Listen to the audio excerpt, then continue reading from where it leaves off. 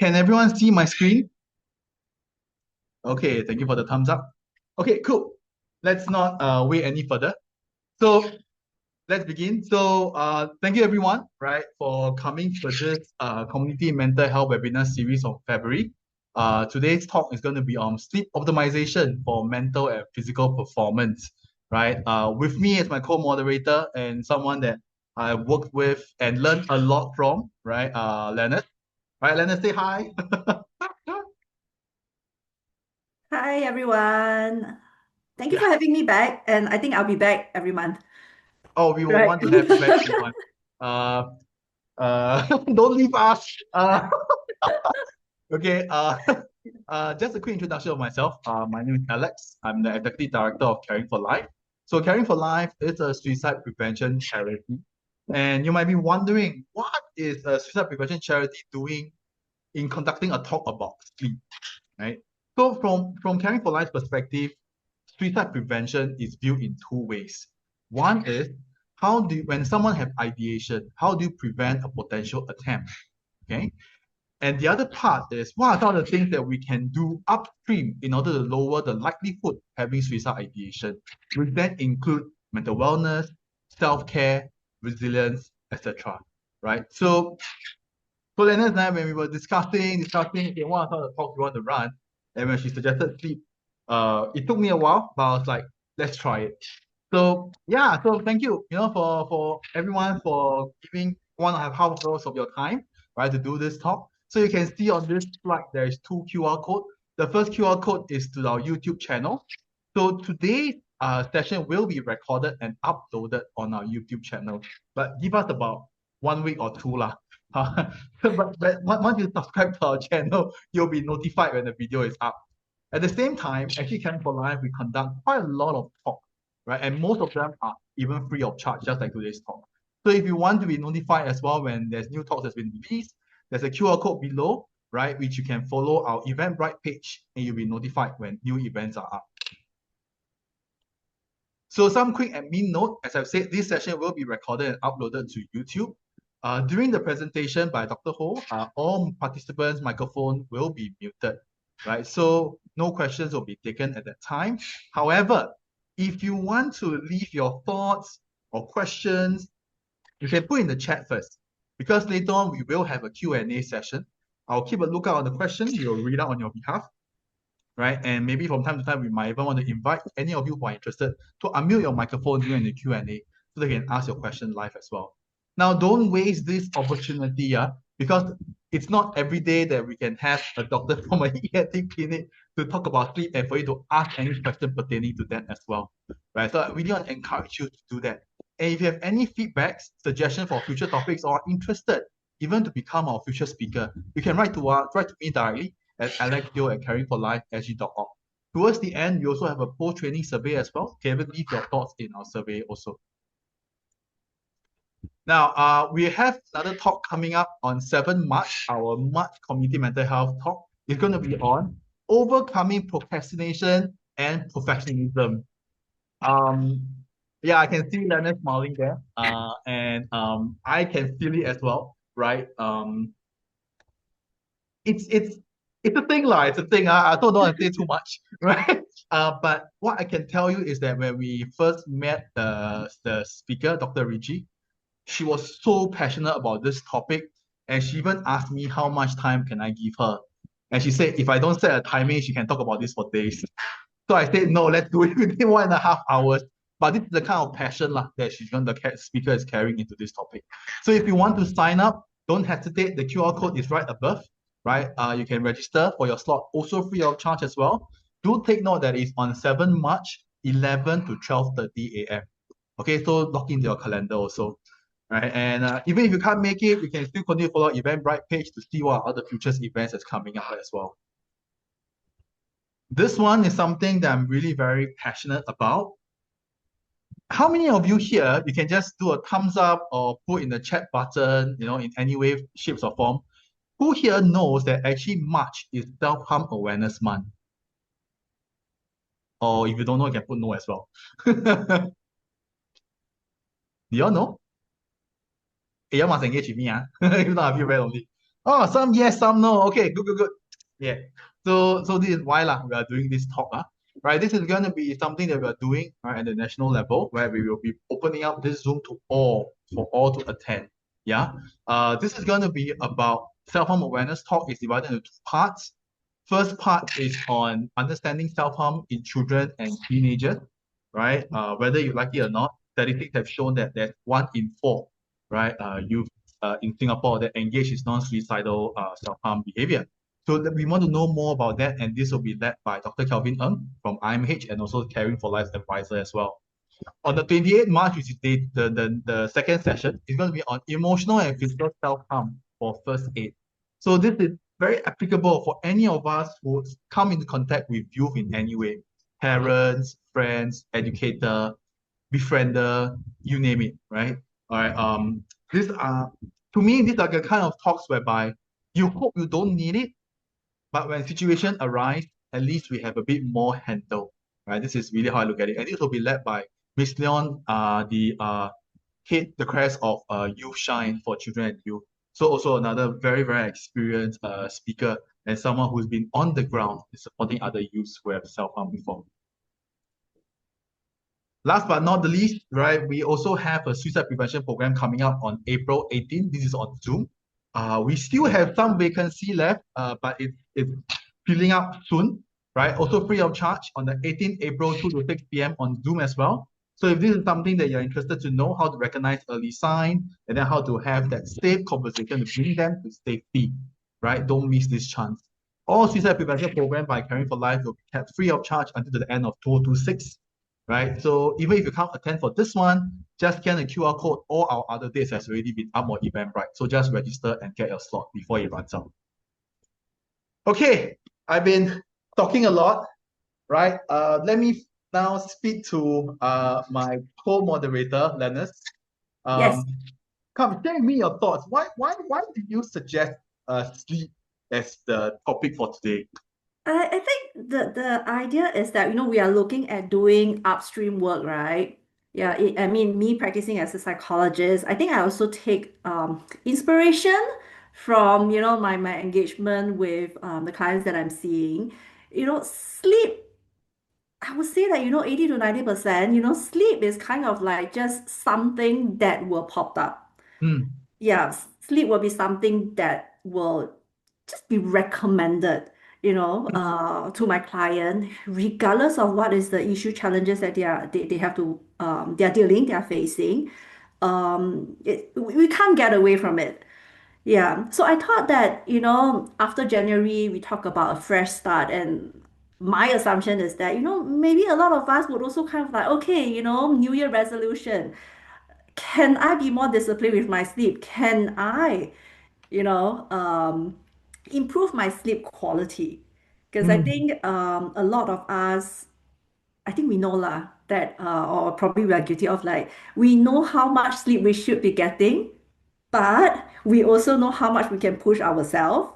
And then when we start to negotiate and bargain with ourselves, we will just decide that, okay, I'm just going to sacrifice my sleep. I can do it. Okay. Yeah. So basically the flow for today is as such. Later on, we'll be inviting Dr. Ho to do a presentation, should be about within 30 minutes or so. Then after that, we will have this conversation and read out the Q&A. To be honest, for me, I have so many questions for Dr. Ho already. Like, how there's this common theme about it's necessary to get 8 hours of sleep, right? And for many of us who serve in the army, we don't even use that term. We will say 8 hours of uninterrupted rest, uh, whatever that means. So that I mean, those that there are questions like, first of all, is there even a recommended amount of sleep? Because there seems to be a few schools of thought now. Then later on, maybe we will talk about how sleep quality is, how do we manage sleep quality, and many of us who even have to rely on sleeping pills, right, to just to fall asleep, and maybe there also will be people wondering how come I only need this amount of sleep that seems very little and I feel very fresh. But some of us feel like we need to sleep forever, like 10 hours, 12 hours in order to feel fresh, things like that. So yeah, I've so much that I want to learn. So without further ado, let me invite Dr. Ho and please take it away. Alex. Thank you, Lennox. I'm really happy to be here. Firstly, thank you very much for your kind invitation. I'm just trying to share my slides now as I'm speaking. I'm not very good at multitasking, but let me try. I'm trying to get into presenter mode. All right. Is it presenter mode for you guys as well? Yep. Yeah. Okay. Great. Okay. So, once again, a very big thank you to Alex and Lennox for your kind invitation for me to speak on this topic, sleep optimization for mental health and for mental and physical performance, right? So I already heard the background. Alex has lots of questions, and I'm sure many in the audience would as well, and I will try my best to answer them. Actually, what Leonard said earlier resonated with me. Over the years in my practice, I've encountered my fair share of patients who are quite suicidal because they have chronic symptoms that they can't get rid of. And I would say that the often the last thing that they need is then not to be able to sleep. And that is the tipping point. If you're already depressed, stressed out, and you can't sleep, that's when they are really on the edge. So I have my fair share. So I think this is a very interesting topic, and I would say it's probably universal that almost all of us would have had that odd night that we can't sleep well or even not sleeping at all. I think it's common, and I think generally as long as it's very occasional, it's probably okay, all right. But it's when it's common, very frequent, right? So anyway, I'm an ENT surgeon. But I'm also a certified lifestyle medicine physician, and I'll tell you a bit more about this part of my career, which is quite interesting because that's quite new. I'm practicing at Gleneagles Hospital and Mount Elizabeth Novena, but previously at Tan Tock Seng before I left about 3 years ago. So a bit of personal introduction. So I'm an ENT doctor. So I do the general ENT work, including with snoring, sleep apnea. But actually, my special interest is more with hearing problems, dizziness, and tinnitus. Very, very common, right? And actually, I initiated and ran the multidisciplinary balance clinic and also the combined hearing clinic at Tan Tock Seng Hospital from 2012 till 2022. And that's when I first met Lanurse because a lot of patients do need psychological help. And I have to say, I probably kept her very busy when we were both at Tan Tock Seng. And I think she's familiar with the sort of patients that I see, right? Then some of you may be wondering, right? Why is it then I'm giving a talk on sleep optimization? I think I'm sort of giving you the clues, right, on my own personal experience. But let me share a bit about this concept of lifestyle medicine, right? Yeah. So this is something that I've learned from my patients, thousands of them over my career, more than 26 years now.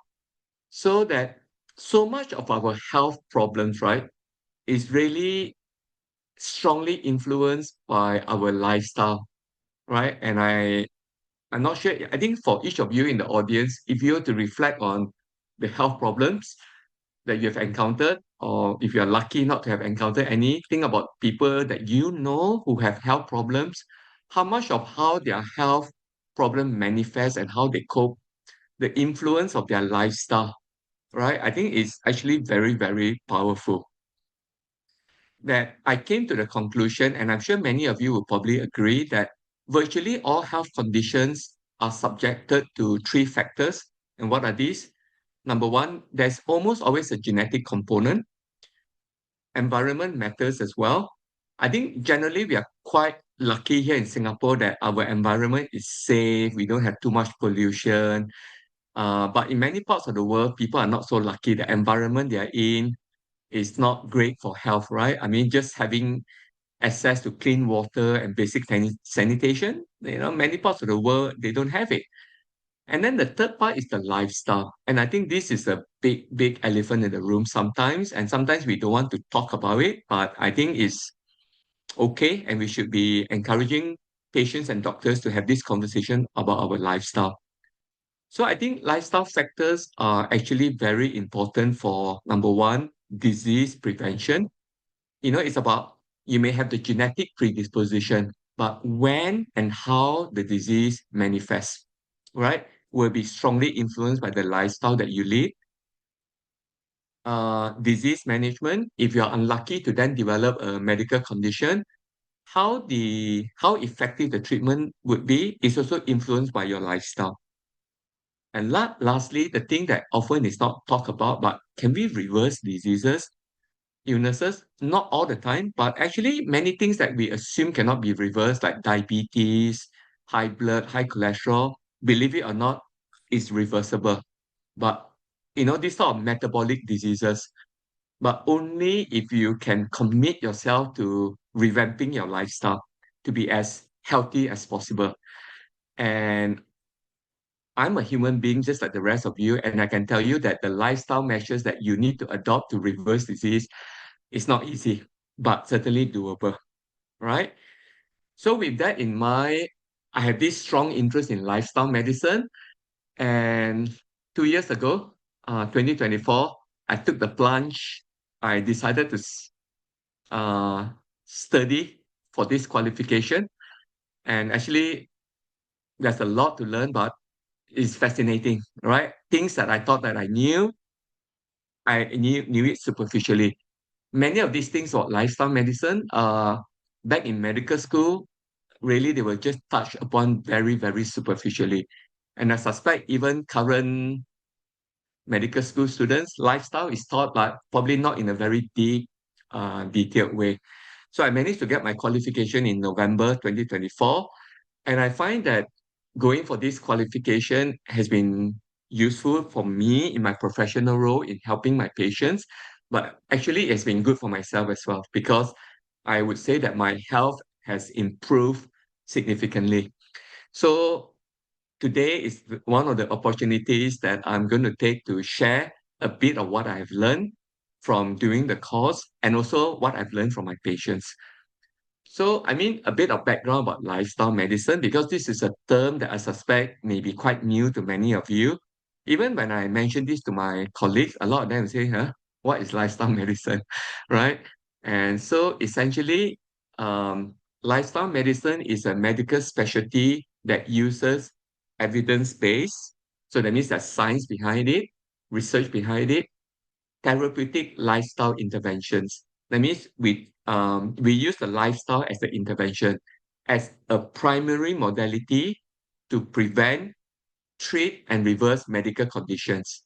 So in this approach, it's not that we are against medication. It's not that we are against medical device or surgery, because I'm a surgeon, right? ENT surgeon. So yes, we do use other modalities, but we try to emphasize on lifestyle first if the patient is receptive, right? I have to say not all patients are receptive. So if they're not receptive, sometimes, okay, no choice, we go back to conventional medicine, device, or surgery. But I would say that a large proportion of my patients are interested and motivated. And especially if they've been suffering from the condition for a long time and they're not making progress with medicine, surgery, they are usually quite interested then. So I think it's the case that I will check with the patient first. Hey, are you okay to explore a different way that we address your lifestyle? And yeah, most of the time they'll say yes. Okay. But whether they can do it, that's another thing, right? But I think it's not a yes or no, right? We got to start somewhere. And it's about making little changes, seeing the benefit, and then that will give us the motivation to go further. So, what are the 6 pillars of lifestyle medicine? I think when I go through this list, probably won't come as a surprise to you. Say, yeah, that makes sense. Let's go through it, the pillars. So number one is about your diet. And actually, the scientific evidence is that the healthiest diet to adopt, right, would be a diet that is predominantly whole food, plant-based. Okay. I'm not going to spend too much time talking about this, but you can look it up yourself, right? Most of you will be at home or somewhere. You can immediately Google and find out this concept of the whole food plant-based. And I put the word predominantly, right? Because it's up to you how predominant you want it to be. It doesn't have to be 100%, 90%, 80%, 70%. You set it at the level that you are comfortable with. Okay. The second pillar is physical activity. Notice that I don't put the word exercise because it's about not having terms that are negative and puts people off. If you say exercise, people say, oh, just physical activity, because the science is that any physical activity is better than a sedentary lifestyle. So just walking, just, you don't even have to go running or going to the gym. But again, I'm not going to focus too much on this today. I'm going to focus on the third pillar, this concept of not just sleep, but restorative sleep, right? How we use sleep to restore our body, physical, mind, and emotions. And then number four, right? Again, common sense, but avoiding all the substances that are harmful to health. And I think the common one would be like cigarettes, even alcohol, recreational drugs, and whatever food that is not so healthy, right? So again, all of us we have to decide to what extent we want to adopt this pillar, right? And again, it's not a all or nothing, right? I think we do it to the extent that we can. The more, the better, obviously. And then number five, I think would probably resonate with many of you, especially to learners as a professional psychologist, stress management and emotional wellness. This is a big concept, and we all would have our different ideas about how we can achieve this. Not always necessarily with professional help, because a lot of help is just, social context, right? It doesn't have to be professional. And then positive psychology and connectedness. All right, yeah. So very linked to factor number five and six goes together, right? So these are the six pillars. And today, due to the limitation in time, we are focused on factor number three. Okay, so this is a roadmap for my presentation today. I will start off by explaining about the importance of restorative sleep, then followed by the mental health problems that can arise if you have poor quality sleep. Number three, physical problems from poor quality sleep. And lastly, and probably the most important strategies to improve one's sleep quality. What I'm going to cover today is just quite superficial because half an hour is not a lot of time. So, but hopefully I will leave you all with some inspiration to do your own research and find out more. Okay.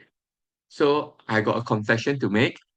I've given many talks in my life, but almost all the talks are in medicine or ENT, hearing, dizziness, tinnitus. This is my first time I'm giving a talk about sleep optimization and about lifestyle medicine. So I apologize ahead, right, for any inaccuracies or mistake, but I'm trying my best. Okay, so the importance of restorative sleep.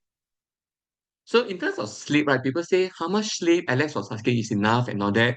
I think you can look at three dimensions to it, right? You can define sleep, how much the duration, how well sleep quality, and then when do you sleep, the sleep timing.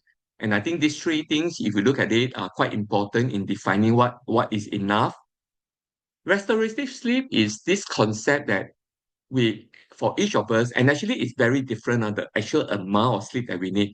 The sleep of adequate duration and timing that enables physical health, meaning how we can optimize our immunity, metabolism, and physical restoration, allowing our body to do all the repairs, right? Every day there's injuries to the body, cells need to be repaired, DNA mutation and all that.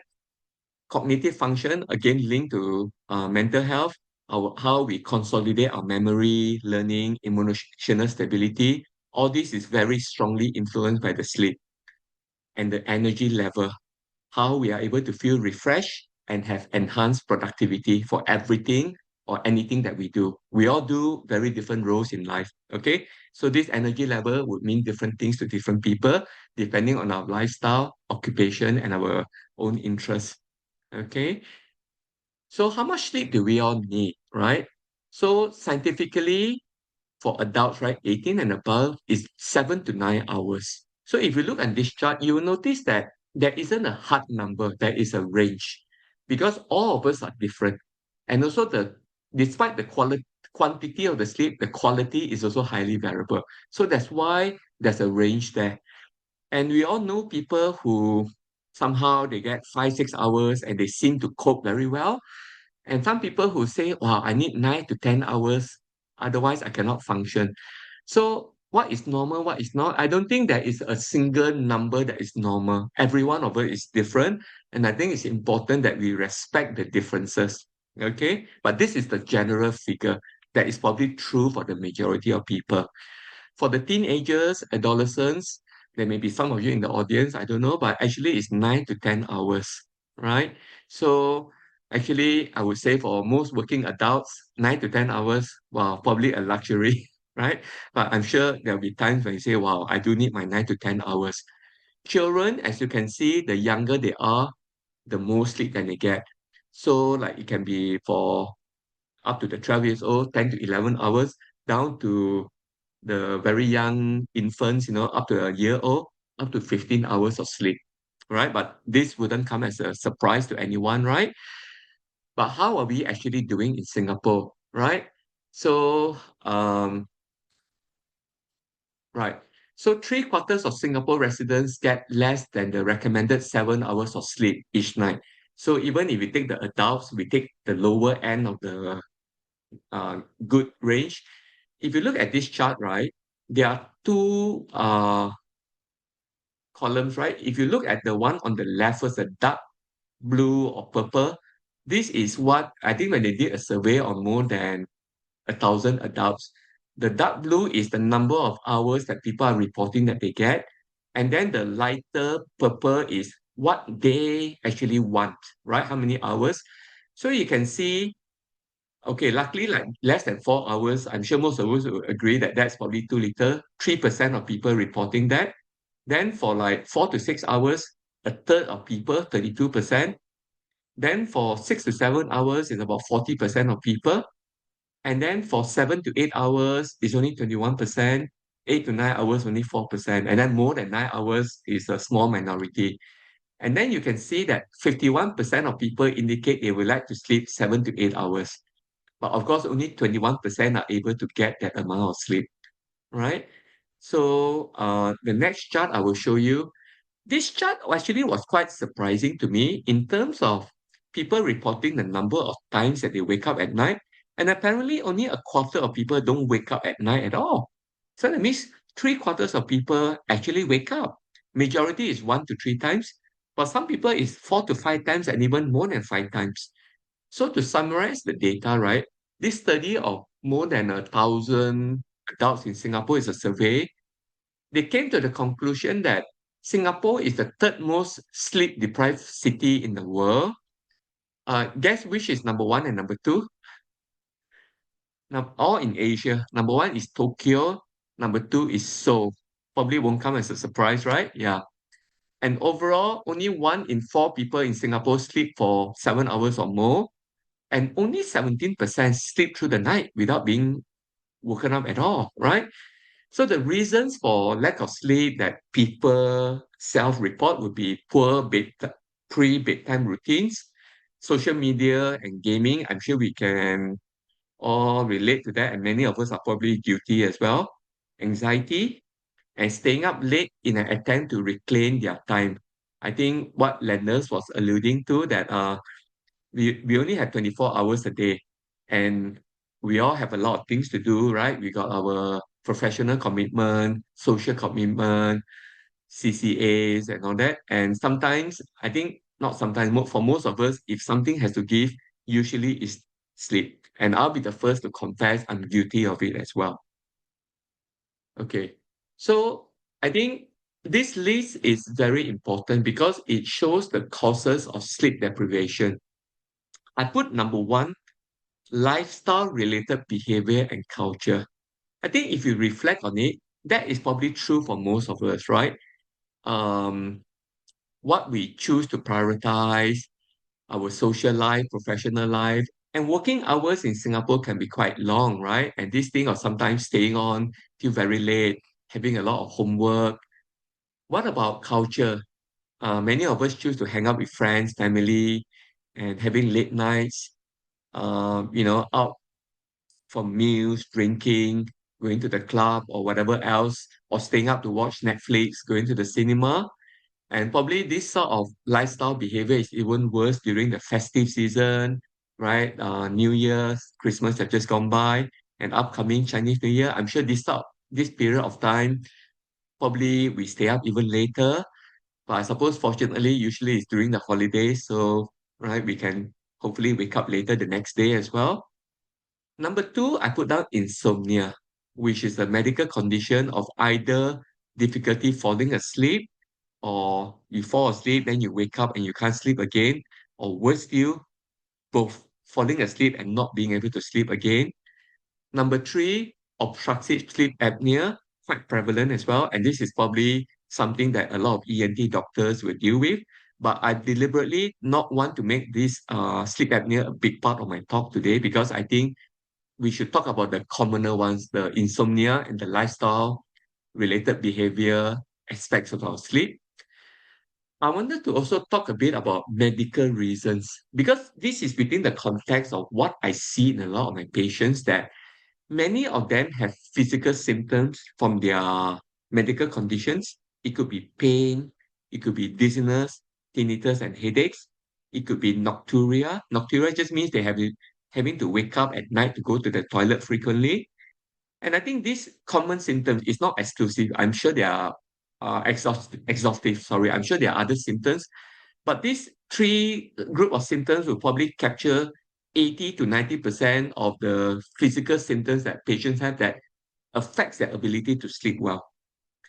And equally common would be the mental symptoms, anxiety and stress. I mean, how many of us don't have this from time to time, right? And rumination. What is rumination? Within the human context, is there this thing about the obsessive thinking or going through certain thoughts, usually the negative thoughts, right? It could be something about the past, things that already happened, something about the future that may happen, right? And it's about this thing about our mind tells stories and we keep going back to those stories. And these are the things that often keep us awake. And I'm sure many of you in the audience could relate to this as well. Right. What about mental problems arising from poor quality sleep, right? And again, going through this list probably won't come as a surprise to many of us. I think the most immediate one would be this decreased cognitive performance. I'm sure you all know, right? If you haven't slept well the night before, how you function the next day, our attention span, our ability to concentrate on our tasks. And then imagine you're a student going for classes, trying to absorb. For me, as a doctor, trying to concentrate and pay attention to what my patients are telling me, reasoning, trying to make decisions. So these are all important cognitive function, right? For whatever that we do, problem solving, learning, memory. I'm sure many of you can relate to this list of cognitive performance problems if you don't get enough sleep. Then I think all this would then lead to a general sense of well-being, and that would be reduced, right? If we haven't slept well and we are not able to perform our tasks and responsibilities optimally.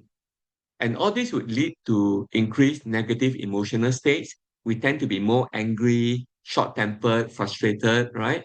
And maybe we stop smiling, have a black face, and it would be very obvious to people around us.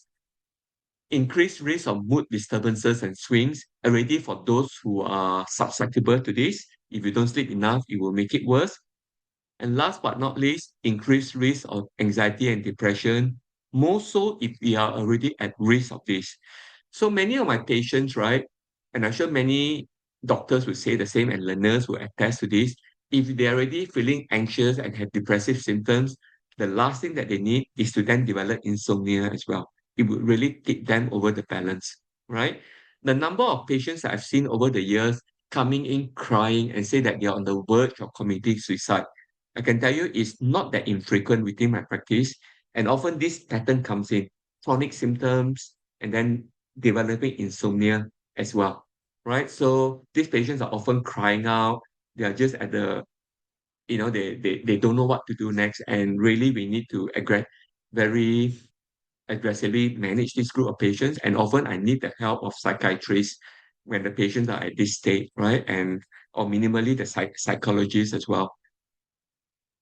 What about physical problems arising from poor sleep quality? Again, on this list, nothing will come as a surprise. Metabolism dysfunction is about how our body functions, right? I'm sure you all appreciate that our body is a very sophisticated machine, right? And what it does, so much of it happens in the background, the chemistry, the electrical signal, a lot of things happen in the background, and often we take it for granted until it stops working properly, right? And then what are some of the examples of metabolism dysfunction? This is probably something many of us can relate to, that if you're not sleeping enough, we'll find that it's a lot harder to manage our weight. It can be as simple as trying to lose weight and finding we are unsuccessful, or putting on weight when we don't want to, or even losing weight, right? Yeah. And the reason for that is that when you don't sleep enough, your energy levels will be a lot lower. So especially for those with weight that they're trying to lose, right? Trying to ask them to exercise, and they just can't because they're just feeling tired and fatigued all the time from having the low energy level. But that's not the whole story. The other part that most people don't know of is that our appetite are regulated by hormones. And essentially, there are two main hormones. Like ghrelin, that's the one that is a hunger hormone. And then the leptin is the one that makes us feel full. So believe it or not, when we don't sleep enough, the ghrelin goes up. So we feel more hungry. Our appetite becomes very good. And the leptin goes down. We have to eat a lot more before we feel full. So when you don't sleep enough, you end up eating more, exercise less. And I'm sure you know what happens when that happens, right? That would mean to uh, weight loss that is, weight gain that is hard to manage. And also, when our metabolism is not functioning properly, there's an increased risk of hypertension and diabetes, increased risk of cardiovascular disease. It could be circulation, heart attack, heart rhythm, irregular heartbeat, palpitations, increased risk of cerebral vascular disease. It's about our brain circulation. It can either be the big stroke or having minor strokes, right? The blood vessels in the brain becoming blocked over time. And sometimes, even if you don't get a stroke, it's a common cause of dementia just due to the poor circulation to the brain. It's a common cause of poor memory, impact libido as well. Okay, unfortunately. And then immunity dysfunction. Again, I'm sure you will appreciate that our immunity is such an important part of our health. And you want the immune system to be functioning normally, not too active and not too underactive. But unfortunately, when we don't sleep enough, often the part of the immunity that's supposed to protect us from infection, that doesn't work properly. So we'll catch more infections. I mean, I'm sure most of you would relate. Whenever you don't sleep well, many of us will come down with the cold symptoms, right? Then our allergies, those of us prone to allergies and conditioned with allergies as the underlying problem, like eczema, asthma, allergic rhinitis, those conditions will flare up more whenever we don't sleep enough. Then this thing about autoimmune diseases, where the immune system is overactive and sort of like attack your own body, it will flare up more when you don't sleep enough. Okay, and all these three are common in our society. And also, many research have shown that if you don't sleep well, especially for a prolonged period of time, that means over months or years, there's a very high risk of sudden death, and the overall life expectancy and also health expectancy will be reduced. So how do these mental and physical manifestation, how does it manifest in the real world? We will see in terms of our work performance, right? Whatever work that we do, we tend to take more MC, right? There'll be impact productivity, impact mental alertness and judgments. We know it, and our peers, our subordinates, and our bosses will notice it as well. So not good, right? For our job security and job promotion. Safety, I'm sure nobody will be surprised to say if you don't sleep well, you're going to be driving or ride the motorbike, bicycle, you're more likely to get an accident, and you're more likely to make errors and mistakes as well. Like, for example, in my job, uh, a lot of research have shown that when doctors don't sleep enough, that's when medical errors happen. That's the reason why there's a lot of effort to try and improve the working hours, especially for the junior doctors, because they are the ones who are most sleep deprived. But whatever job that you do, whether it's a white collar or blue collar, I'm sure you understand what I mean by these accidents, errors, and mistakes. And then poorer health and poorer lifespan, and lastly, poorer quality of life. Okay, now I'm coming to the end of my presentation now. Strategies to improve one's sleep quality. Now, this list is not exhaustive in any means. Again, we are just skimming the surface, but just some overall themes. The first one would be optimizing our sleep timing and sleep routine. It's always better if you can try and sleep at the same time every night. Um, there's a tendency because of our long working hours that this concept of trying to catch up on your sleep over the weekend, the science tells us that it's okay, but don't do it too much, right? That means the maximum variation in terms of our sleeping time ideally should be no more than within 30 minutes, the timing. But I suppose on the weekend, up to an hour is still okay, but try not to make it too extreme, right? That means weekdays you sleep 4 hours, weekend you sleep 8 hours, 9 hours. That's probably not good for our health in the long term. So let's say maybe weekdays you have 6.5, weekend 7.5, that's probably still okay, right? Then optimizing sleep environment. Again, this is very common sense, right? I think this is true for most people. We sleep better in the dark, but for some people, they may not want complete darkness for whatever reason, a bit of a night light, right? Temperature, most of us will agree that cooler is better than hot. But again, it's not about having it too cold until you're shivering, right? Just a nice cool temperature. And this has to do about with our body's ability to regulate the temperature is when we are asleep is slightly compromised. So it's better to be cooler rather than to be hot, right? So that the body doesn't have to work so hard to regulate the temperature. Noise level, again, that's common sense. We want it as low as possible, but probably not complete silence. Because the funny thing is, in my line, the most silent it is, the more patients have like tinnitus. They start to hear other noises. So it's probably okay to have a little bit of humming from the aircon, a bit of sound from your fan and all that. Now, I do appreciate that some of us, our living environment is noisier simply because of where we live next to a busy road or we have noisy neighbors. So sometimes it's hard to get to the correct level of noise level. And sometimes no choice. If you cannot control the noise externally to the room, whether you want to consider wearing earplugs, right, to reduce the noise. And the last one is avoiding screen time. Again, that's common sense because that can be very stimulating, right, to the eyes and also to the brain. And then the next category is about our daytime and pre-bedtime behaviors. A lot of studies have shown that some regular exercise every day or most days is probably good in terms of helping us sleep better, but just making sure that the very vigorous exercise don't have it too close to your sleeping time. So after dinner, going for evening walk, that's probably good and will help you sleep, but not running for like 10 kilometers and then trying to sleep after that, right? Imagine all the adrenaline running, circulating, right? If you go for a long run,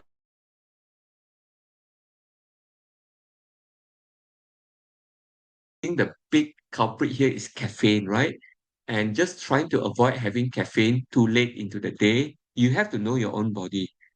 I have patients who tell me that if they have caffeine after 10 a.m., they cannot sleep that night. Some patients say, oh, up to 4 p.m. is still okay. So know your body. And to know that caffeine is not just coffee, right? Tea and your things like Coca-Cola and all your colas, they have caffeine as well. So be very alert and mindful. And also like Chinese tea and green tea has caffeine as well. Okay. Then this thing about hydration is important, but try to get most of your water intake in the earlier part of the day. You don't necessarily want to be drinking 2 glasses of water just before you sleep because that is a recipe for having to wake up to go to the toilet. So again, common sense, right? And adjuncts, I think adjuncts are very important. And this list is very short on my slide, but actually it's very long in real life. And all of us will have the adjuncts, meaning that things that we rely on to help us relax and get into the right mind frame before we sleep. Things like meditation or mindfulness practice can be very, very helpful for the vast majority of patients. Yoga, Pilates, very popular as well. And also quite a lot of patients are relying on TCM, acupuncture. Yeah, so I don't think there's a right and wrong answer because it's just about identifying the strategy that works for you.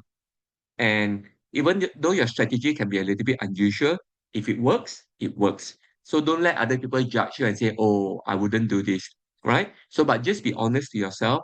If the strategy that you have really does work for you, carry on doing it. If it doesn't work, go and explore other strategies.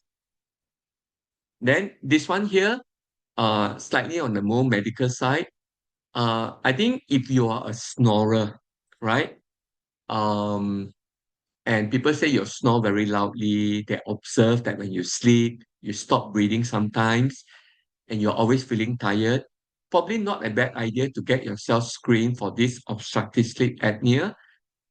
You can go to your GP, go to your family physician. Usually they start off with a questionnaire first, but really most of the time they will need to do a sleep study to confirm if you have sleep apnea.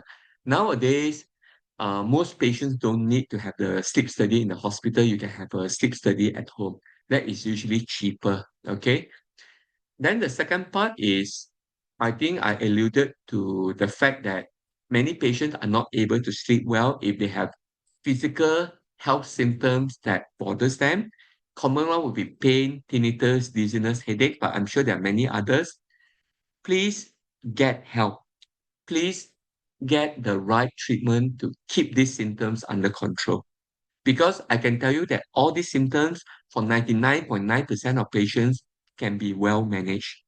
There are specialists, for example, like pain management and all that. It's just about finding the right, it could be doctor, it could be allied health, it could be TCM, acupuncture, physiotherapists, chiropractors, osteopaths. I think everyone have their own roles and just trying to explore the large number of alternative and mainstream uh, care provided are available in Singapore. Find the one that works for you, and if it works, carry on. Okay. It may also be taking medication to suppress your headaches and pain, but trying to find the medication with the least side effects, something for you to work with the doctor that's looking after you. And then if you have mental health symptoms, please get help. Anxiety, depression, and ruminations. It can be professional help from psychiatrists, psychologists, counselor, or it could be just friends, good friends that you trust, religious groups, anyone who can help you. It doesn't always have to be professional. Okay. And then of course for some people, prayers and all that. Well, if it works for you, whatever works. Okay. And then for me, not everybody will agree with me, but I firmly believe that there should be a limited role for medications, right? Things like melatonin, you can actually buy from the pharmacies. I think that's okay for short-term usage. And then for things like jet lag, okay, magnesium supplements helps a lot of patients, and some patients they take it regularly long-term, probably safe, I suppose. Yeah.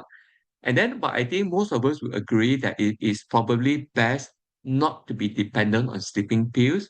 And you'll find that many doctors will be very reluctant to give you prescription for sleeping pills beyond just a few days. Okay. So conclusion, sleep is essential for our physical, mental, and emotional well-being. Sleep is also essential for our performance and quality of life. And this would mean different things to different people. Performance, it could be school performance, work performance, social performance, right? Sports, whatever that you need to perform well in. And quality of life would mean different things to different people. So use your own definition. There isn't a one size fits all. Sleep deprivation is common in Singapore and probably in many other countries as well. Health problems can lead to sleep deprivation if you don't manage the health problems well. And then on the reverse, sleep deprivation can lead to health problems. And if you're not careful, it's easy to be trapped in a negative loop where your health problem leads to your sleep deprivation and your sleep deprivation makes your health problem worse. And it can be very hard to get out of this, once you're deep down this negative loop. But I don't ever believe that any patient is beyond help. We should be able to help every single patient. It's just about matching the patient to the right healthcare professional, right? Um, who will be kind, sympathetic, and empathetic, and working together with the patient. And often is a joint therapy that don't just rely on someone else solving your problem. You have to do the right things as well, all those lifestyle measures. So the more you can correct all the lifestyle environment factors, then the more successful you will be. So if you are the patient, don't put the onus on the doctor or the psychologist. Do your part as well. There are many strategies to improve sleep. Management should be personalized as we are all special. Every one of us are unique and we are all different in our own special ways. And let's celebrate that. And I think my last message should be please seek help if you are unable to overcome your sleep deprivation yourself. If you are able to overcome it, congratulations, well done. But if you're not, there's help available. Okay. And with that, I thank you for your attention. Thank you so much, Dr. Ho. Right. I've been taking a lot of notes, and along the notes, I have questions at the bottom as well. Uh, so but of course, to all the audiences here, if you are here with us, I want to encourage you to off your video if on your video if possible, right? Just to let me know that you're there, right? And at the same time, if you have any questions, you can type it in the chat button, right? Or you can always unmute yourself and just engage with us, right? Oh, thank you. See, more coming in. But I'm gonna try and group my questions first in two broad categories, right? This is gonna be to both Lennox and Dr. Ho. I mean, I think I'm a very capable person, so I have a lot to want to explore. So the two broad category really we'll be talking about. You mentioned about the reasons of lack of sleep, right? There were a few, and I just wanted to ask some of the other possible scenarios as well, right? And see if there's any other scenarios that maybe learners you may have come across also that led to sleep deprivation. Then later on, we talk another big category about then how do we do in response, huh? So let me, and I mean, without your permission, I did take a snapshot of your slide. I hope you don't mind. Uh, Starting with this one, right? So I think this is a question to Lennox first, but Dr. Ho, feel free to chime in also. You mentioned about the reason for lack of sleep, right? You talked about the poor bedtime routine, you talk about anxiety, you talk about social media and gaming, staying up late, in an attempt to reclaim their time. I, I'm just wondering, maybe to Lennox first, um, given your practice as well, right, as a psychologist, are there also any specific mental health symptoms that also have sleep deprivation or even oversleeping for that matter, right, as part of the symptom? Like for example, right, I would imagine, correct me if I'm wrong, I would imagine maybe person with ADHD, right, may struggle a little bit, right, in terms of trying to fall asleep as well. And I'm just wondering if there's any others that you observe also. Yeah. Yeah, I mean, definitely ADHD, especially when they are overstimulated. So that's where the mind will actually takes a longer time to switch off. Mm, So the common scenario would be, by the time their brain is ready to switch off, it's also time for them to wake up. mm, So that can actually forms one of a vicious cycle, where then the next day they will try to push through and then they get tired, but then adrenaline rush, they get overstimulated, and then they end up in this vicious cycle. And usually it will last for a while before kind of like what we call like, the body and the mind just shuts down. Like, that's it, I cannot do it anymore. That's where the typical words they will use is they will crash. Then mm, that is a little bit like a reset button until the next cycle comes. So ADHD is one.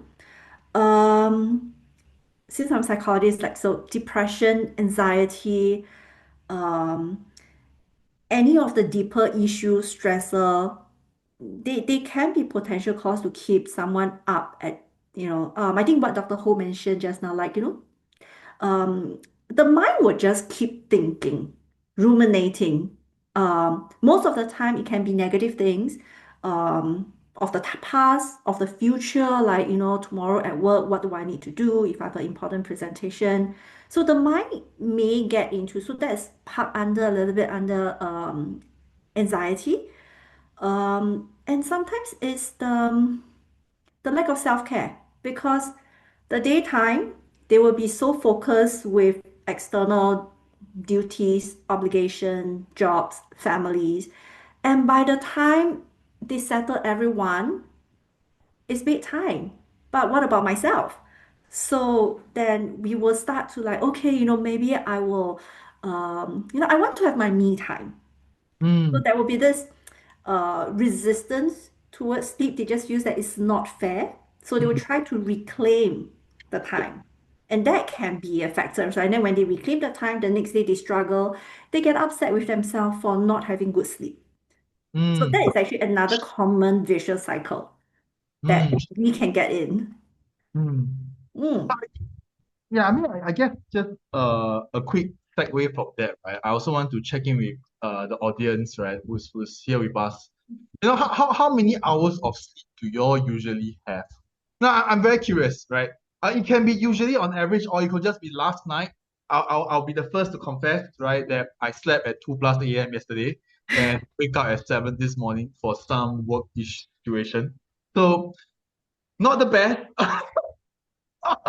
Right, but According to my tracker, I'm about 7.5. But is that enough for you, right? Talking about the thing that Dr. Ho was mentioning, there's no one size fits all. So was that enough for you? Okay, we got six to Oh, six. seven Yeah, hours. okay. How about you, Monica? I see you, you are muted. We need to count her fingers. Count just 9. Is it? 9, wow. But is that enough for you? More than enough.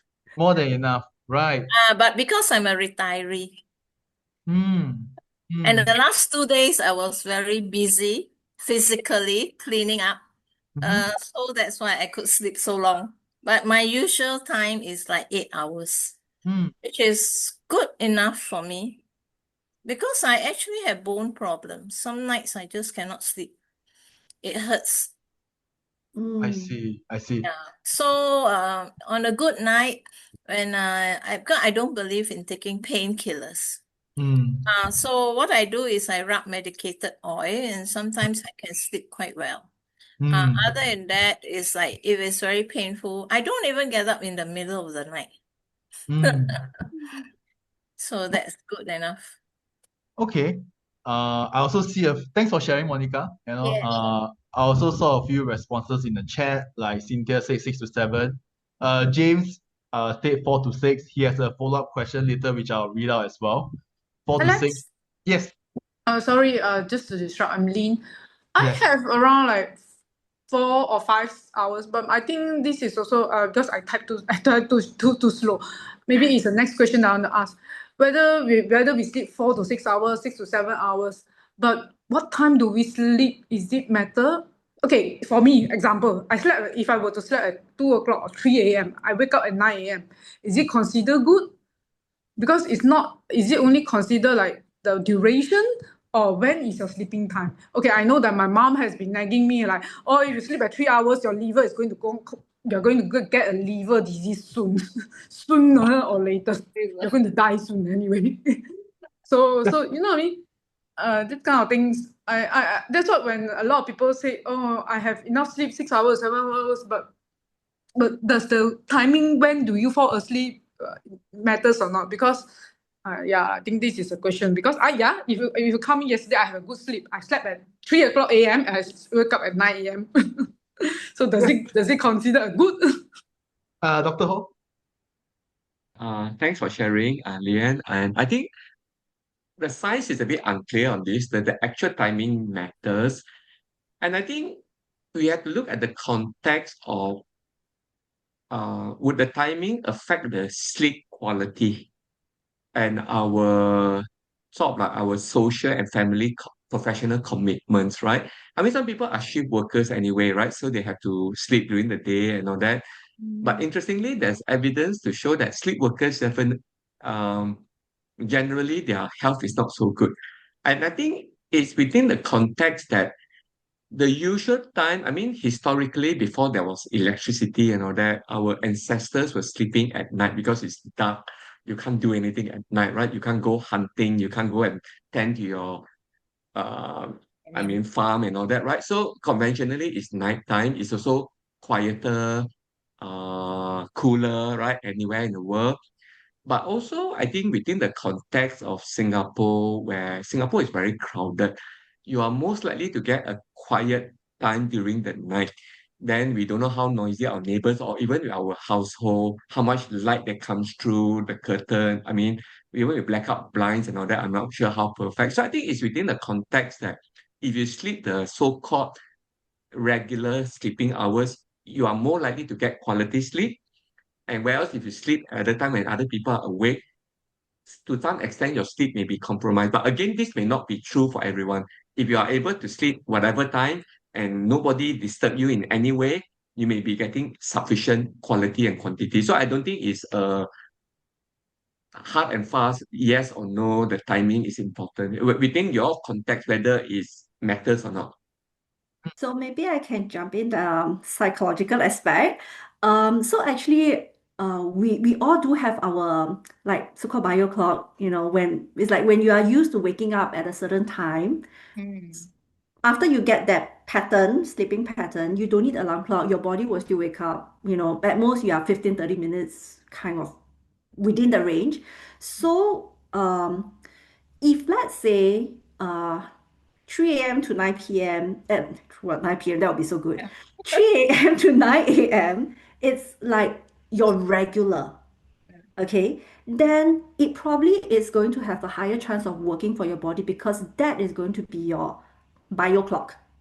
Yeah, but if let's say, sometimes it's, 9 p.m. to 3 a.m. I wake up and do something, and then sometimes it's 12 midnight to 6, then your body will have kind of like some of difficulty, adjusting. Like, hey, this time I should be sleeping, but then hey, I'm up doing things. And yeah, so then that can actually cause a little bit of confusion for the body, and it's an additional factor that will compromise the sleep. Another thing is psychological factor. When we try to go to bed, we end the day. We want to end the day within that 24 hours. So we will always advise our client to try to go to bed before 12 midnight. Because once you pass the 12 midnight, sometimes there is the psychological mentality that, I sleep this morning, I wake up this morning. Same day. Yeah. So it's a mindset thing, even though you didn't sleep for 24 hours, stay up awake for 24 hours, but that midnight interpretation can play a part in how your body responds and interpret your rest. Yeah. I kind of agree also because actually my biological clock starts. It should be waking up at 7 because I like to yesterday or tonight or this morning. I around 7 plus I start to wake up already, but it's just that I say yesterday I slept at 3 o'clock, so I just put this to snooze and sleep. So you're right. Actually, it's true that because today is Saturday, but some days usually I need to wake up by 7 plus already. So. And some days I only can sleep around 4 a.m. wake up at 7. So can you imagine it's only 2 hours sleep? Yes, yeah. So your body will actually, in our subconscious mind, will actually have all this interpretation as much as we are not actively thinking about it. But like a bit at the back of your mind. crazy. Yeah, I find the body feels a bit very crazy. It's like he was like, what are you doing? It's like sometimes you give me sleep enough, sometimes you don't give me sleep enough. It's like, Yeah. maybe I'm putting a bad, the giving the body a very bad signal. Yeah, so I think that's a great segue to the next point. Thanks, Lynn, for the question, right? Thanks. Yeah, and feel free to ask if you have any other question. But let me just also go to now the next part, right, on the strategy part, right? Of course, there are a few pointers that was raised on the slide, and I just want to check in the question. There were a few other questions, like for example, are taking naps acceptable? And there was a caveat there to catch up on sleep. So yes, any thoughts? Yes. Okay. I don't know. I was taught. I attend a lot of sleep talk before. They say nap is okay, but it's just that you have to limit it to 20 minutes or something like that. Right. I don't know. Yeah. nap can't replace sleep. Nap works like a like a fast charge for your. So imagine if, let's say, you're a mobile phone, okay, and then your battery is running low already, but you still have the rest of the day to go, right? So nap works a little bit like, you see a cable, you do a quick plug in, push it up to maybe like cross the 50% mark, unplug, you go. But then we also know that if we keep doing this to our battery, it affects the lifespan of battery, right? Yeah, so nap can help us as like the booster so that we can continue the day to do what we need to do, but it's not a replacement for sleep. Can I add to that? I think we have to understand the human side to all these questions, also the reality on the ground, right? In Mm, theory, what is good, what is not so good. But I suppose, those people who have to rely on naps, it could be because they are caregivers, for example, right? And their sleep gets interrupted. Imagine, or a mother who is breastfeeding, right? Every 2 hours, 3 hours, you have to wake up. Sometimes it's not a choice, also, it's just their own commitment and mm, responsibilities. So I suppose within that context, if you're not getting enough sleep during the night, being able to get some nap during the day is probably better than not even getting that. And then, but I agree, Leonard, that if you overdo on the nap, then nap for 4 hours, then it can be hard to fall asleep at the regular time the next night. So I think it's just finding a balance. That works for us, and then this micro nap can be quite helpful. Sometimes you're just so tired, just closing your eyes for 15 minutes is probably good and help you to recharge. So I think short nap up to 20 minutes, 30 minutes, depending on which study, is probably not necessarily a bad thing. Yeah, but keeping the nap short generally is thought to be better than having 2, 3 hours of nap, lah, right? But again, I think we respect our circumstances in life, lah, right? Where it doesn't allow us to have the ideal sleeping pattern. Yeah. mm. So there's also another question from Joyce. Apart from medication, are there lifestyle factors that can reduce pain for improved sleep? Okay. I think the answer definitely has to be a yes. There's a lot of evidence that shows that um, I suppose lifestyle. I'm talking about lifestyle intervention, right? I mean, just exercising alone, right? You have the happy hormones coming up and all that. That can also mitigate some of the perception of pain because pain is actually a very complex phenomenon. It's partly neural, partly emotional. It's the partly chemical. Um, so it's quite complex, right? And then I suppose certain intervention besides painkillers is always a bit of a sensitive term. I would say, I mean, first I want to say that it's okay to be on painkillers as long as you're within the recommended dosage and all that. But of course, no matter what I say, most people say I try to take as little as possible, right? And I think probably not a bad thing to take the least amount of painkillers to get the pain under control. So I think things like exercise, but you got to know your body. If the exercise makes the pain worse, then okay, maybe not. But if you find that generally after you exercise, there's less pain, depending on the nature of the pain, right? Whether it's stiffness, joints not moving, and what sort of exercise are you doing? You overdo it, you make the pain worse, you get the right amount.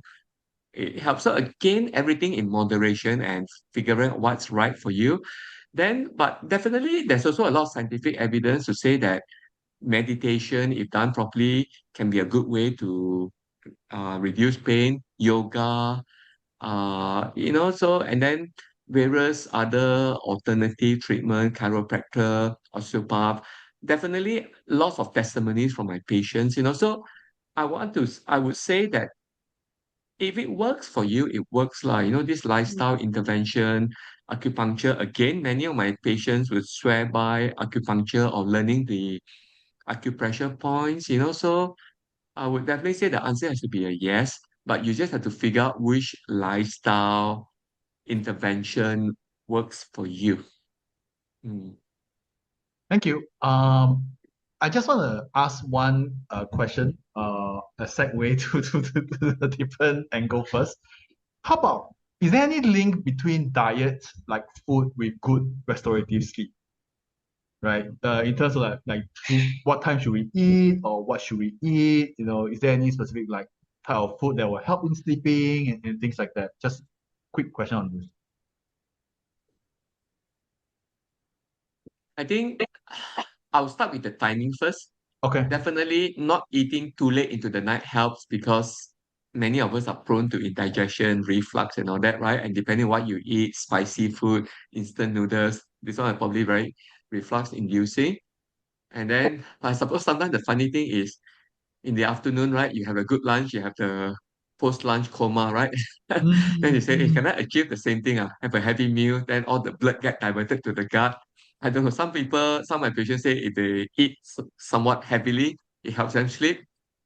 Not something that I would be neutral about the whole thing, right? But if it helps them. But because for me, I'm just looking at the big picture, right? If you Yeah. eat too late into the night, one of the issues can be even if it helps you sleep, it can increase your risk of metabolic diseases like diabetes, fatty liver, and all that because it's just about, especially if it's very carbohydrate rich, right? You got all this sugar circulating the body all the way into your bedtime. Then when you're metabolically inactive, so it may give rise to other problems as well. So within that context, I think timing is probably important. What you eat as well. Certainly some people will say having some protein-rich food, something warm, warm cup of chocolate helps. I think a glass of milk. So I think again, there are studies done into this, but again, whatever the studies find, it's true up to a point, lah, and then if you find something that works for you, it works for you. So I think do pay attention to this because especially if you find that you eat certain things too close and then that affects your sleep, then you should avoid it, right? And similarly, if you find that eating something or drinking something light before you sleep helps you, then as long as it's not too caloric rich, it's probably okay for your overall health as well. So there are a few questions on the quality of sleep. The first question that came up quite early was by James, the one who said 4 to 6 hours of sleep.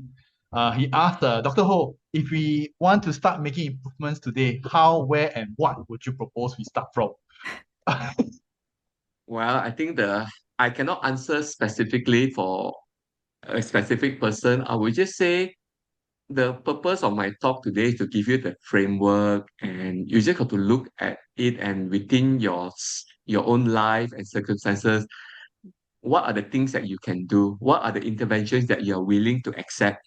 What is doable, right? Because some parts of the lifestyle not so easy to change, right? And if you have tried most of the things on the list, then you got to ask, are there anything else that I've not tried?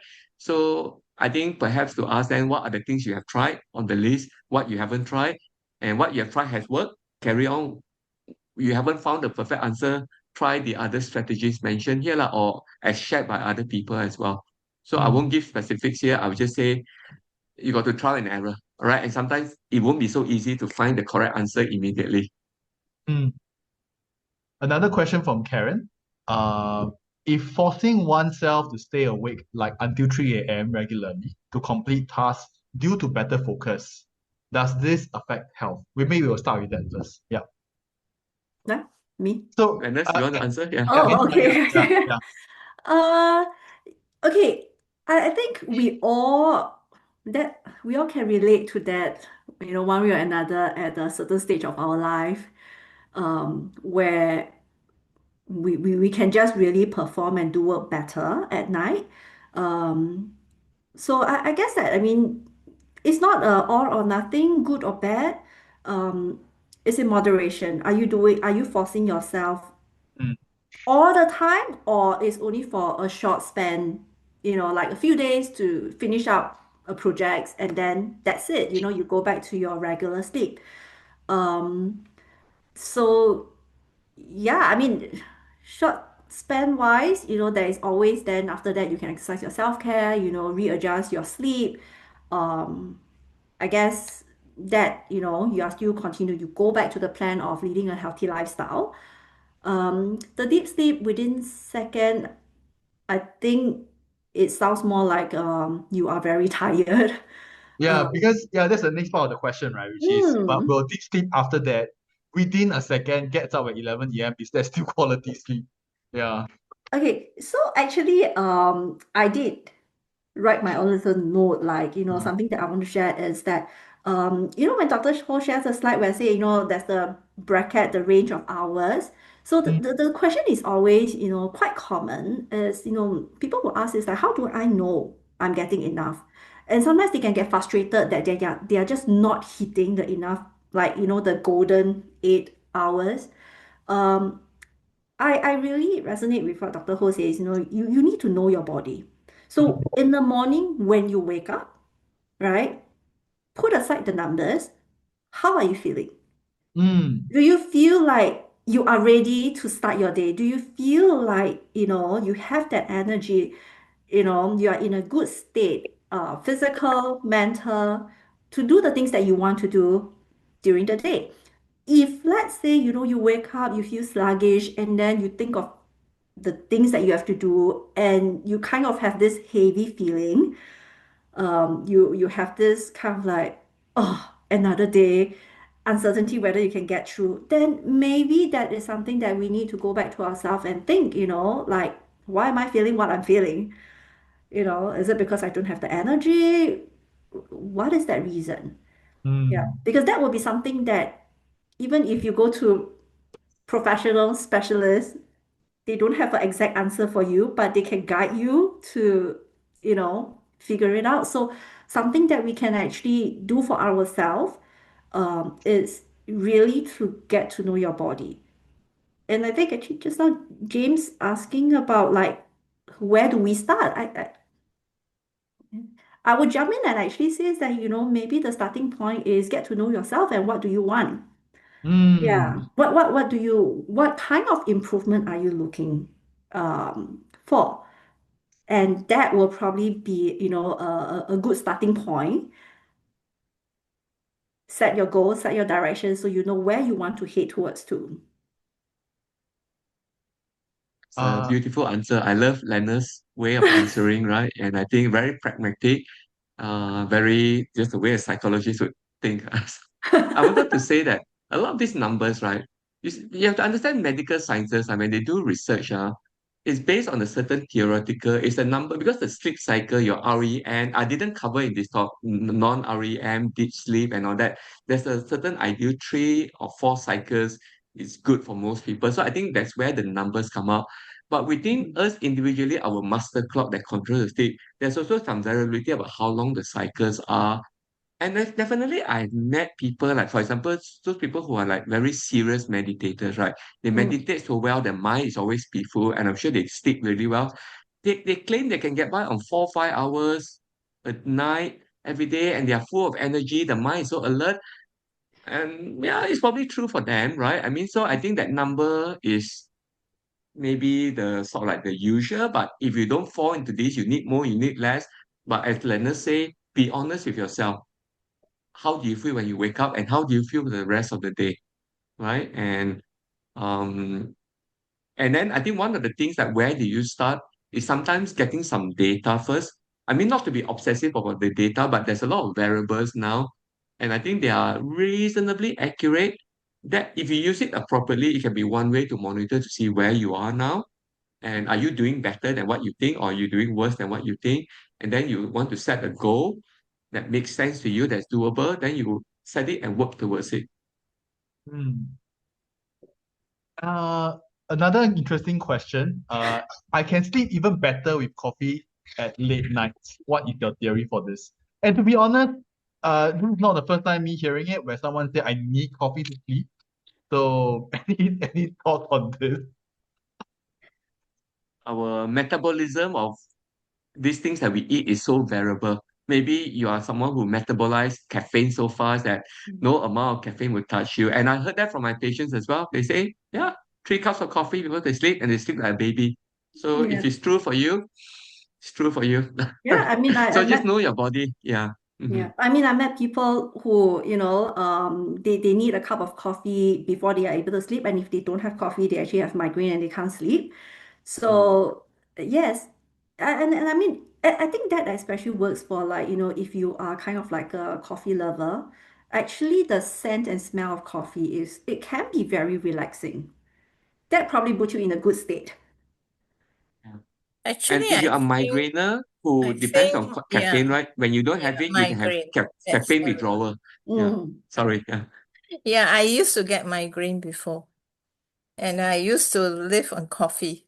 But then, according to your age, like now, I can only take coffee in the morning. Anytime after 11 a.m., I cannot take. So no other drinks also.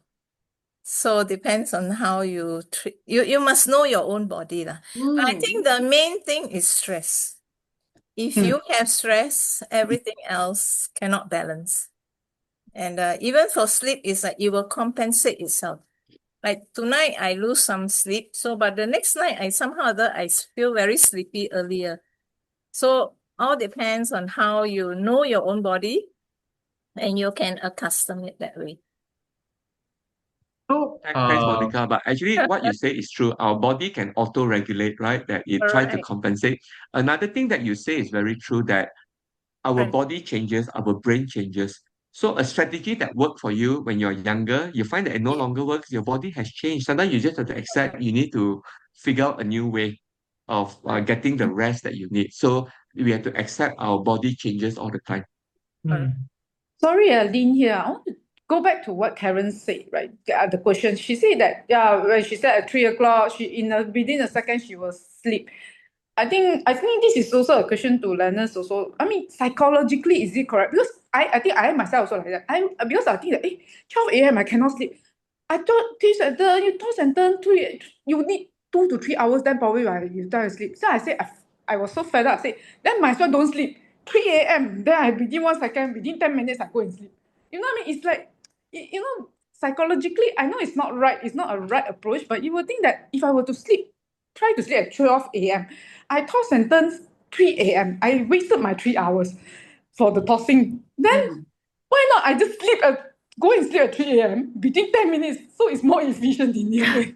I know it's not a right way to think this way, but it's I don't know. Yeah. Sometimes I think I mean what Karen asked is like Mm. I feel that, and I try to think. Yeah, I think my brain is also asking me, hey, what is more efficient? 3 hours tossing or 10 minutes? 3 hours I go and do something else, and then 10 minutes I get to sleep. Yeah. Okay. So I think this one part to it, it's like, when you're adjusting the sleep, are you trying to reset your sleep? Yes. Yeah. So if you're trying to reset your sleep from 3 a.m. and then you want to jump to 12, your body is not going to agree with you. Yeah. It's too steep, right? Yeah. So any changes that we want to introduce into our, not just sleep, I would say that, into our lifestyle, it has to be gradual. If the step is too big, our body will just like, wow, this is mission impossible. Mm-hmm. You can force yourself to do it, but imagine that every time you force, it's like a 2 hours toss and turn. It's quite a torture. Yeah. So logically, it doesn't make sense for me to go for the change if I have to put myself, through this pain to hit the ideal goal, sleep before 12. So you have to go gradual. You can eat 30 minutes and you just go 30 minutes. From the sound of it, I have clients that say, then that is going to take forever. Right? Like 30 minutes, I have 6 sets of 30 minutes. Like maybe I will only be able to achieve that by what, Yeah. middle of the year. But I know, Yeah. I know. I mean, it really takes, because I mean, honestly, I'm an autoimmune patient. I'm also a cancer survivor. So that is what my mom told me. She said, wow, if you don't sleep by 12, you're really going to die soon. Yeah. So while we talk about knowing your body, we also need to be kind to our body. That is why we need to know our body so that we can be kind to our body. We know what changes we want, and then actually, each and every one of you here, you are actually the best person, the best specialist to decide how to implement the change, because this is your body. We share facts. So even we talk about, like, that's what doctors say, okay, how we end up with the 8 hours formula. Actually, the formula is roughly once complete sleep cycle, it takes about 45 minutes, and then we actually need 4 sets. We need 4 cycles. So based on that calculation, you have about 8 hours. Yeah, but then, that is numbers. Yeah. Yeah, it doesn't have to 100% map our body, right? So know yourself, you think about the change that you want to implement, and then you just do it gradual. And gradual is, don't put a timeline to it. You set 30 minutes, so every time is 3 a.m., I aim for 2:30, right? And then I will just keep aiming for 2:30 until my body accepted 2:30. Then I go 2 o'clock. Yeah, so you can work backwards. And the most important thing is whatever goal you set, the changes that you set, that, this new year, this is the new year Yeah. resolution, okay? After you set the goal, observe your own reaction.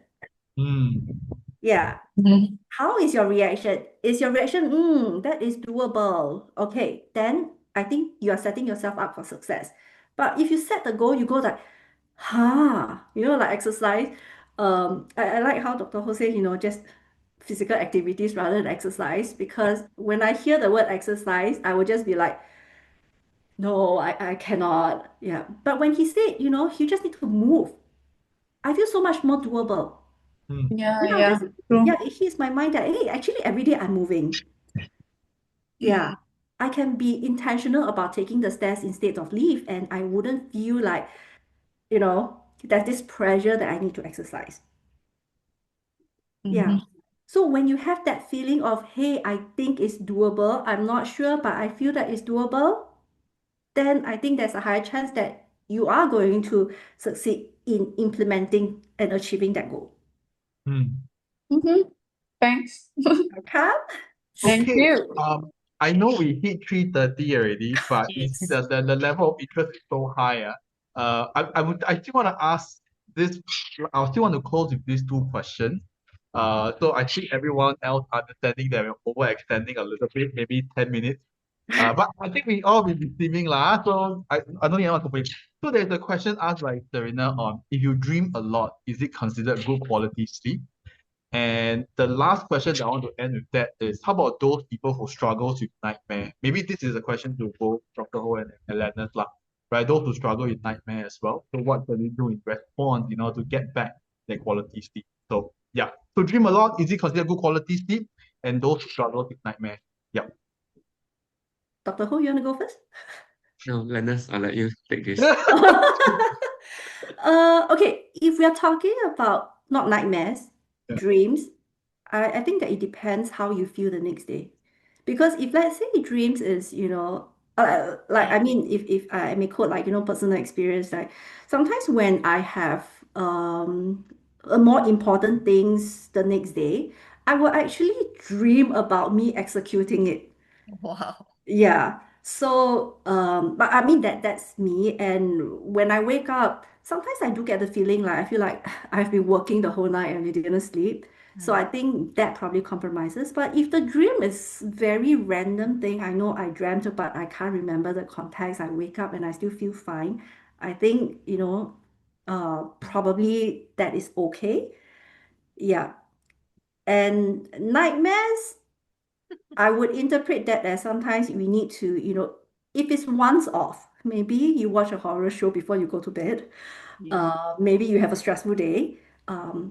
I would actually not dive too much into it, but if it's recurrent, quite frequent, and then, we may want to kind of like do a little bit of checking yourself, am I going through a lot of stress? Um, yeah. Anything to add on, Dr. Ho? I think Lennox answered that very well. I think random dreams, I wouldn't worry too much and not read too much into it. Sometimes how much you remember or don't remember depends on which stage of the sleep cycle that you wake up. So if you happen to always wake up in the wrong part, you will remember more of your dreams. So it's okay. I mean, I wouldn't put too much thought into it. But I agree with what she say. If it's a random, once in a while nightmare, again, don't put too much thought into it. But if it's a recurring theme, I'm sure you will come to the person who gets a recurring theme would make their own conclusion what it means, right? It usually something about their life, something that's going on. usually something not so good, something they are fearful of, then how much of that may be impacting on their quality of sleep, but also how they are when they are awake. So I think if you feel that it's significant that this thing is bothering you, maybe to go and talk to someone and see what to do about it. But yeah, it's not an easy question to answer, I would say, but that would be my very similar along what Leonard says. Yeah. Okay, what a great pleasure that we had, right? From Dr. Ho sharing this, and also what a great combo to have Lanurse with us as well, right? I sincerely hope that everyone has benefited from today's session, right? I want to encourage all of you to keep on coming as well, because mental health and mental wellness is really so broad, and sometimes you also don't know what you don't know, right? So I want to encourage you to keep on coming, and this community mental health webinar series is all free of charge, right? And it's on Zoom. But even if you missed it, it's okay. It will be on YouTube recording as well. So it's all right. So if this is something that speaks to you today on I want to encourage you to come for this one on March. It is overcoming procrastination and perfectionism, right? Also, a gentle reminder, we have a self-harm awareness talk on March. It is a very big and important topic. But all the more we want to learn more about it and how do we support others if we encounter someone who has attempted self-harm. And also, if suicide prevention is something that you're interested in, right, we have this fully sponsored workshop on the 18th April, 2 to 6 p.m. It's on Zoom, right? You can register them if you're interested. But before you go, please, I want to urge all of you to scan this QR code now, right? To give us your feedback. If there are areas that we can improve on new topics that you want to hear from us, right? Be honest about it. If you think that today's session is really good, please be very honest about it. That will encourage us to keep going as well, right? So I'm just gonna take a 1 minute pause for you all to scan this QR code. Right. Must do please tolong must do. Screenshot. So I was going to have to do it. Yes. later. Thank you, so thank you, much. thank you. Yes. Yeah, it's a very interesting topic. I think this kind of topic has to really. I mean, Singaporeans, we are all lack of sleep. We are really deprived of sleep. So what you can do is that once it's up on YouTube, feel free to share the link around. The whole point of it recorded and put on YouTube is to make it as accessible as possible. But without further ado, thank you so much, Dr. Ho, for your time today. Right. To me, this is one of the reasons why I organize such sessions like this is for me to learn. So I've learned a lot, so I benefited greatly. And I'm sure that all the participants today have benefited greatly from this as well. And thank you so much, Lanurse, for the co-moderation and also sharing your inputs.